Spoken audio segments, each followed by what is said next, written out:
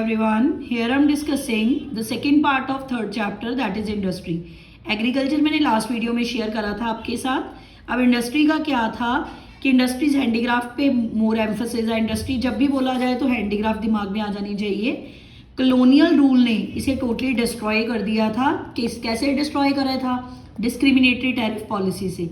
सस्ते रेटों पे raw material ले जाना और जब फिनिश गुड बनेगी तो महंगे रेटों पे इंडिया में बेचना, सेल करना। दूसरा हमारी इंडस्ट्री की क्या थी? Bleak growth. ठीक है, मेन टारगेट था कि लार्ज स्केल इंडस्ट्रीज को डेवलप करना है, पर क्या डेवलप हुआ? कॉटन, जूट और टेक्सटाइल। क्यों डेवलप हुई तीन इंडस्ट्रीज ज्यादा? क्योंकि जो ब्रिटिश रूल था उन्होंने टेक्सटाइल इंडस्ट्रीज ब्रिटेन में लगा रखी थी और उन्हें रॉ मटेरियल चाहिए था, और रॉ मटेरियल वो कहाँ से लेके जाते थे? इंडिया से। ठीक है, इसलिए यही मेन इंडस्ट्रीज डेवलप हुई। इसके अलावा दो और इंडस्ट्रीज थी, आयरन एंड स्टील फर्म, जो जमशेदपुर और दूसरी कोलकाता में थी। अब इंडस्ट्री अगर डेवलप होगी तो उसका इकोनॉमी को क्या बेनिफिट होता है? स्ट्रक्चरल ट्रांसफॉर्मेशन होगी, लोगों को एम्प्लॉयमेंट मिलेगी तो स्टैंडर्ड ऑफ लिविंग रेज होगा, तो उनकी इनकम भी रेज होगी। ठीक है, एग्रीकल्चर इंडस्ट्रीज भी डेवलप होती हैं अगर इंडस्ट्रीज होगी। क्योंकि कैपिटल इंटेंसिव टेक्निक्स आ जाती हैं, नई नई टेक्नोलॉजी आएंगी ना, अगर मशीनें आएंगी तो। ठीक है, जो रीजनल इम्बैलेंस था, कोई मतलब रूरल एरियाज कम डेवलप थे, अर्बन ज़्यादा थे, ऐसा किसी एरिया में डिफरेंस था, वो सारा ओवरकम हो जाता है अगर इंडस्ट्रियल सेक्टर डेवलप हो जाए। क्योंकि हर लोगों के पास एम्प्लॉयमेंट होगी तो उनकी इनकम रेज होगी, उनका स्टैंडर्ड ऑफ लिविंग रेज होगा, जिससे जो रीजनल रिच पुअर का गैप होता है वो कम हो जाता है एरिया वाइज। ठीक है, नेक्स्ट है, अब कौन कौन से फैक्टर्स जरूरी हैं? Direct participation of state in the industrial development बोला हो या रोल ऑफ पब्लिक सेक्टर बोला हो। कौन कौन से ऐसे फैक्टर हैं जो इंडस्ट्रियल डेवलपमेंट के लिए ज़रूरी हैं, या पब्लिक सेक्टर का क्या रोल है? हमारे दो सेक्टर हैं इकोनॉमी में, प्राइवेट और पब्लिक। प्राइवेट ओन होते हैं इंडिविजुअल्स के हैंड में, main target profit maximisation. Public government के हैंड में, मेन टारगेट सोशल वेलफेयर। अब पब्लिक सेक्टर क्यों डेवलप नहीं हो सका ड्यूरिंग दैट टाइम पीरियड?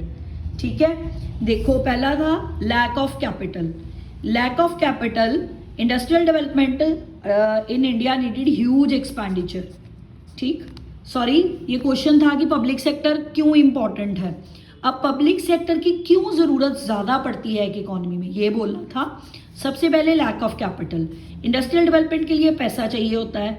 ठीक है, पैसा इंडिपेंडेंस के पास दो ही इंपॉर्टेंट इंडस्ट्रीज थी, टाटा और बिरला, प्राइवेट एंटरप्रेन्योर थे। So it is essential for the state to investment. इसलिए गवर्नमेंट के लिए ज़रूरी हो गया था इन्वेस्ट करना, क्योंकि प्राइवेट सेक्टर डेवलप नहीं था। इसलिए सारा रोल इंपॉर्टेंट किसके पास चला गया? Public sector. क्यों गया? क्योंकि लैक ऑफ कैपिटल था। दूसरा, लो इंड्यूसमेंट टू इन्वेस्टमेंट। देखो, प्राइवेट सेक्टर कम थे इसलिए उनकी इन्वेस्टमेंट भी कम थी। अगर इकोनॉमी ने ग्रो करना है, ठीक है, तो उन्हें क्या चाहिए? A big push of investment, public investment ज़्यादा चाहिए in order to push the economy. अब प्राइवेट सेक्टर के पास लो इनकम थी, low demand, low investment, low income, ये उनका एक विशियस सर्कल चल रहा था। सो इसको तोड़ने के लिए सर्कल को क्या चाहिए था? हमें पब्लिक इन्वेस्टमेंट। वो कौन देती? Government. That's why public sector ने इंपॉर्टेंट रोल प्ले करा। Growth is social justice. Independence के बाद इंडियन इकोनॉमी को क्या चाहिए था? सोशलिस्टिक पैटर्न, यानी कि ग्रोथ विद सोशल वेलफेयर। ये ऑब्जेक्टिव सिर्फ गवर्नमेंट की इंटरवीन से ही पॉसिबल था, पब्लिक इन्वेस्टमेंट से ही पॉसिबल था, प्राइवेट सेक्टर से नहीं। इसलिए पब्लिक सेक्टर ने रोल इंपॉर्टेंट प्ले करा। ठीक है, नेक्स्ट इंपॉर्टेंट क्वेश्चन है, what do you mean by commanding Heights of the economy? Commanding Heights क्या होता है? कुछ ऐसी इंडस्ट्रीज जो इकोनॉमी के लिए बहुत ज़्यादा इंपॉर्टेंट होती हैं, उन्हें बोलते हैं Heights, commanding Heights of the economy. कौन कौन सी?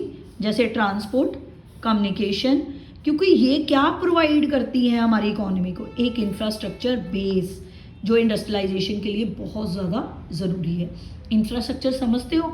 जैसे ट्रांसपोर्टेशन डेवलप होना चाहिए, कम्युनिकेशन होना चाहिए, टेक्नोलॉजिकल फैसिलिटीज़ होनी चाहिए, ये सारी इंफ्रास्ट्रक्चर पे आती हैं। अगर आपने ये सब इंडस्ट्रियलाइजेशन एक इकोनॉमी में करनी है तो आपको इंफ्रास्ट्रक्चर बेस स्ट्रॉन्ग होना चाहिए। ठीक है, देखो गवर्नमेंट ने क्या डिसाइड करा कि इन इंडस्ट्रीज को डेवलप करना है, इवन डिफेंस प्रोडक्शन को भी साथ में। नेक्स्ट इंपॉर्टेंट टॉपिक है IPR, इंडस्ट्रियल पॉलिसी रेजोल्यूशन। याद रखना ये कब पास आउट हुई, 1956 में। ये एक कंप्रीहेंसिव, एक बहुत बड़ी पॉलिसी थी जिसका मेन टारगेट था इंडस्ट्रियल डेवलपमेंट। ठीक है, आफ्टर इंडस्ट्रियल पॉलिसी 1948, एक पॉलिसी इससे पहले भी आई थी 56 से 1948 में, पर वो कई प्रॉब्लम्स को फेस करना पड़ा। उन प्रॉब्लम्स को ओवरकम करने के लिए एक फ्रेश पॉलिसी चाहिए थी जो 1956 में अडॉप्ट करी इंडिया ने, that is IPR, industrial policy resolution. ठीक है, इसकी मेन डिक्लेरेशन की थी, क्या थी, इसका सबसे इंपॉर्टेंट था कि गवर्नमेंट इंपॉर्टेंट रोल प्ले करेगा, यानी कि गवर्नमेंट इंपॉर्टेंट रोल प्ले करेगा, यानी कि गवर्नमेंट, स्टेट, पब्लिक सेक्टर, कुछ भी बोल लो। और इसका रोड मैप किसने प्रोवाइड करा था, सेकंड 5 ईयर प्लान ने, और इसका मेन टारगेट था ग्रोथ विद सोशल वेलफेयर। याद रखना 30 अप्रैल 1956 को लॉन्च हुई, मेन टारगेट स्टेट पर था, और इम्पॉर्टेंट अचीवमेंट क्या थी, मतलब गोल क्या था, ग्रोथ विद सोशल वेलफेयर। अब इस पॉलिसी में मेन है क्या, ये प्रिंसिपल एलिमेंट्स है इसके।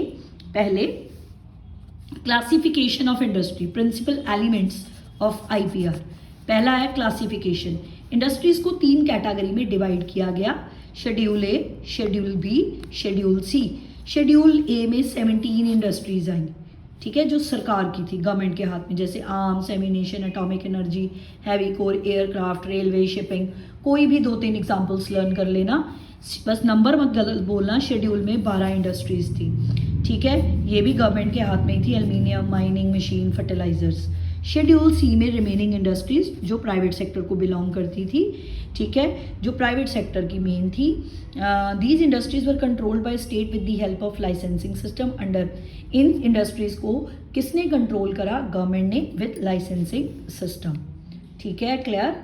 अब इंडस्ट्रियल लाइसेंसिंग क्या होता है, एक रिटन परमिशन होती है जो गवर्नमेंट देता है कि इंडस्ट्रियल यूनिट को काम करने के लिए, स्पेशली मैन्युफैक्चरिंग के लिए। ठीक है, इसके लिए रिक्वायरमेंट्स क्या हैं, पहले आपकी इंडस्ट्री सेटअप होनी चाहिए, एक्सपेंशन ऑफ एग्जिस्टिंग वन करनी है, या डाइवर्सिफिकेशन, ये इन कामों के लिए चाहिए। इट इज़ रिक्वायर्ड फॉर, अगर आपने नई इंडस्ट्री लगानी है, कोई पुरानी इंडस्ट्री को एक्सपैंड करना है, या प्रोडक्ट्स को डाइवर्सिफाई, नए प्रोडक्ट्स जोड़ने हैं अपने पुराने प्रोडक्ट्स के साथ, तो इसके लिए हमें लाइसेंस चाहिए। नेक्स्ट है इंडस्ट्रियल कंसेशंस। गवर्नमेंट ने बहुत सारे कंसेशंस भी अलाउड करे थे प्राइवेट सेक्टर को, ताकि बैकवर्ड रीजन में इंडस्ट्रीज़ को इम्प्रूव किया जाए। जैसे एग्जांपल लो, इसमें क्या था, subsidised power supply, tax holiday, freedom to payment of tax for some time, उसे बोलते हैं टैक्स हॉलीडे।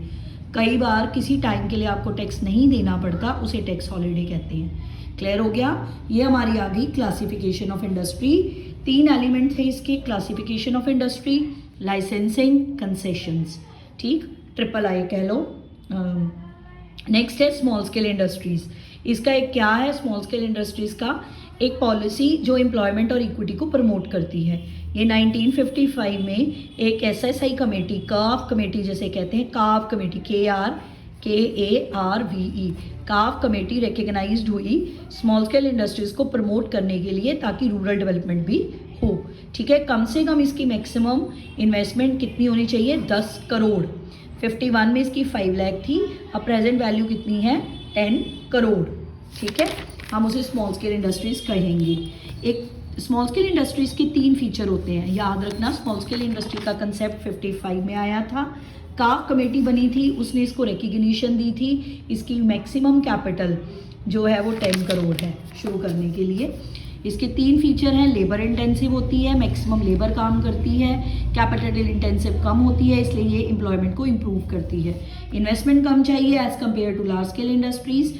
ठीक है, फ्लेक्सिबिलिटी एंड इक्वालिटी ओरिएंटेड होता है। Small scale industries are established near those places from where raw material requirement, ये यहाँ पे लोकेट करी जाती हैं, इसकी लोकेशन वहाँ पर होती है जिन इंडस्ट्री जहाँ पे इनको रॉ मटेरियल इजीली मिल जाए। ठीक है, अदरवाइज दे हैव टू पे हाई कॉस्ट ऑफ ट्रांसपोर्टेशन। सो ये तीन इंपॉर्टेंट फीचर हैं इनके, labour intensive, less investment, locational. Clear. अब गवर्नमेंट ने क्या स्टेप्स लिए थे इन्हें मतलब कि ग्रो करने के लिए? Reservation of product, various concessions. Concession जैसे excise duty, bank loan easily available हो जाएगा इनके लिए। अब नेक्स्ट है इंडस्ट्रियल ग्रोथ पॉलिसी 51 से 91। इसमें क्या था? पब्लिक ने मेन रोल प्ले करा था, प्राइवेट सेक्टर का सेकेंडरी रोल था। मेन टारगेट इंपोर्ट सब्सिट्यूशन पर था।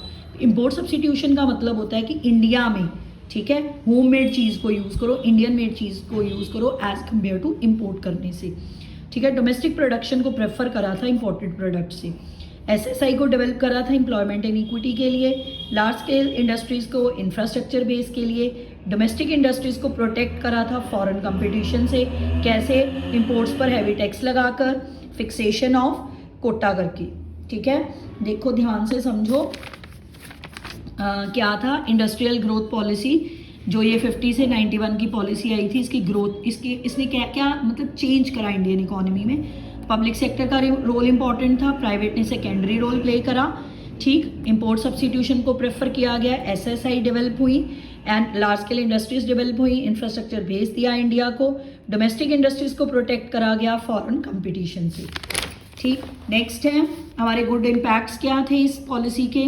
इकोनॉमिक ग्रोथ इंप्रूव हुई, डाटा देख लो, बिग पुश हुआ, जीडीपी 6% से इंक्रीज हुई। मार्क्ड डाइवर्सिफिकेशन, कहने का क्या मतलब है? नए से नए प्रोडक्ट लॉन्च हुए, स्पेसिफिकली इलेक्ट्रिकल प्रोडक्ट हुए, क्योंकि उस टाइम पे सनराइज इंडस्ट्री आई थी जो मेन किस में डील करती थी? इलेक्ट्रॉनिक्स में। लार्ज स्केल इंडस्ट्रीज डेवलप हुई, इसकी एग्जांपल आप दे सकते हो Rourkela and Bhilai steel plant, ठीक है। ये गुड इम्पैक्ट थे, पर बैड इम्पैक्ट भी थे इंडस्ट्रीज के पॉलिसी के। मोनोपोली ऑफ पब्लिक, ये तो देखो पहले ही था कि इसने इस पॉलिसी का मेन एम्फोसिस था स्टेट ज़्यादा रोल प्ले करे, पब्लिक सेक्टर रोल प्ले करे। तो ये ऐसे करने से क्या हुआ? मोनोपोली क्रिएट हो गई पब्लिक सेक्टर की, ठीक है। जो हमने इंटरनेशनल स्टैंडर्ड सेट करे थे उसे हम नहीं अचीव कर सके, वो प्रोडक्ट क्वालिटी नहीं दे सके। इंपोर्ट सब्सिट्यूशन नहीं कामयाब हो सका, वो श्रिंक कर दिया उसने फॉरेन एक्सचेंज रिजर्व को इंडिया में, क्योंकि हमारा इंपोर्ट एक्सपोर्ट कम हो गया था, ठीक है। 90 में ये बहुत ज़्यादा नीचे चला गया था। 90 में हमारा जो फॉरेन एक्सचेंज का रिजर्व था बहुत नीचे चला गया। हमें फिर क्या करना पड़ा? हमें वर्ल्ड बैंक को अपना गोल्ड रिजर्व प्लेज करना पड़ा, ठीक है। ये इसके बैड इम्पैक्ट थे। क्लियर। नेक्स्ट है इंपोर्ट सब्सिट्यूशन होता क्या है? पॉलिसी ऑफ रिप्लेसमेंट और substitution of import bye domestic market. कहने का मतलब क्या है? इंपोर्ट का कोई सब्सिट्यूट ढूंढो, ठीक है। इसको हम इनवर्ड लुकिंग, याद रखना, इसको इनवर्ड लुकिंग ट्रेड इंडस्ट्री भी बोलते हैं, ठीक। 7 ईयर प्लान्स जो हमने बनाए थे उनका मेन टारगेट क्या था? Inward looking trade strategy. Main aim था अपनी डोमेस्टिक इंडस्ट्रीज को प्रोटेक्ट करना, पर to stop the risk of foreign exchange reserve, ठीक है। फॉरेन एक्सचेंज के रिजर्व को भी कम करना, ठीक, और सेल्फ रिलायंस को अचीव करना। ध्यान से समझना क्या बोला मैंने। ये देखो इनवर्ड के 4 फीचर थे।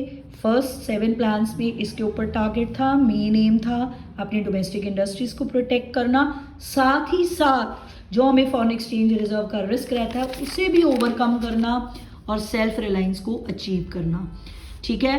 अगर इंपोर्ट सब्सिट्यूशन इंडिया करता है उसके पास 2 टूल्स थे, टैरिफ्स, कोटा। टैरिफ क्या था? टैरिफ था इंपोर्टेड गुड्स पर टैक्स लगाना। मेन एम था हैवी ड्यूटी टैक्स, मतलब टैक्स बढ़ा दो, चीज़ महंगी हो जाएगी तो प्रोड्यूसर नहीं खरीदेंगे और डोमेस्टिक इंडस्ट्री को प्रेफर करेंगे, ठीक है, क्योंकि एक्सपेंसिव होगी, वो बिकेगी भी एक्सपेंसिव, कोई खरीदेगा नहीं, इसलिए डोमेस्टिक प्रोड्यूसर क्या हो जाएंगे? प्रोटेक्ट। कोटा, कोटा क्या था? अगर किसी भी प्रोड्यूसर ने इंपोर्ट करना है, ठीक है, इंपोर्ट करना है तो उसका क्या कर दिया गया? मैक्सिमम लिमिट को फिक्स कर दिया गया। इससे क्या हो गया? उसे क्या बोलते हैं? कोटा, ठीक है। कोटा हम फिक्स्ड करते थे according to the need of country. ये 2 टूल थे इंपोर्ट सब्सिट्यूशन के, टैरिफ और कोटा। टैरिफ मीन्स टैक्स लगाना, quota means fixation of maximum limit on purchase of commodity from outside the country, यानी कि इंपोर्ट करने पे कोटा फिक्स हो गया। ये सारा हमारा इंडस्ट्रीज था। इंडस्ट्री में IPR, ये टैरिफ, कोटा सब अच्छी तरह से करना। Thank you very much.